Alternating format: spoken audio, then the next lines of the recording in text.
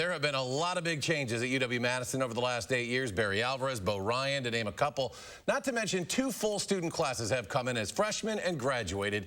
Well, today we learned the one constant during that time is also leaving. Chancellor Rebecca Blank heading elsewhere in the Big Ten after this school year. Brad Hamilton spoke with the Chancellor after the news broke this morning. Brad? Well, it's a historic day for Evanston for Chancellor Rebecca Blank, as she will become the first female president in Northwestern's history. It's an opportunity Blank says that she just couldn't pass up. After nearly a decade leading the University of Wisconsin-Madison, Chancellor Rebecca Blank is moving on. I will have been here longer than either of my 4 immediate predecessors. 9 years is a good run. The university announced this morning that Blank is taking the job as president at Northwestern in Chicago. Blank became UW's chancellor back in 2013, and that means that she served longer than any past chancellor since 1986.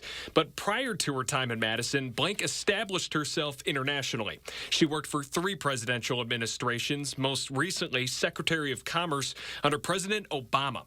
Blank says her decision to head south was in part because she believes it was time for change in Madison. At some point, it's time for other people to take over in terms of leadership. I feel like I've done a lot on this campus, someone else with new ideas can come in. Information from UW this morning shows that Blank's tenure has largely been a positive one.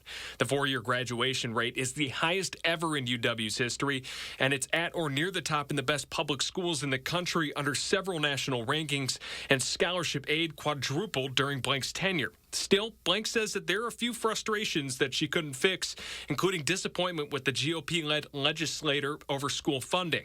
This past year in a pandemic, when we hit a huge decline in revenues, and we knew when the pandemic was over that would come back.